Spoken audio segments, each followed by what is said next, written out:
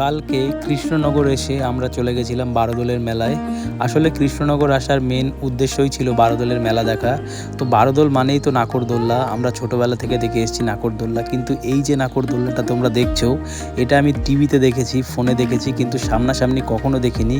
কি ভয়ানক সব নাকরদোল্লা দেখো, আর সবাই কত মজা করছে। আমার তো দেখেই ভয় লাগছে, কিন্তু সবাই ওখানে চড়ে কত মজা করছিল। দেখতে সত্যিই ভালো লাগছে। এরকম নাকরদোল্লা আমি আগে কখনো সামনাসামনি দেখিনি, ফোনে দেখেছি, কিন্তু এই প্রথম দেখলাম কত বিশাল। এরপর আমরা মেলার ভেতরের দিকে গেছিলাম, আর ভিড় ছিল প্রচণ্ড।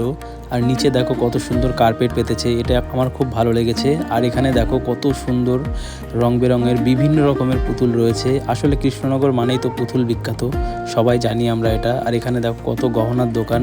তো এইসব দেখতে খুবই ভালো লাগছিল। আসলে মেলায় আসি আমরা এইসব জিনিসগুলো দেখতে, কিছু কেনাকাটা করতে।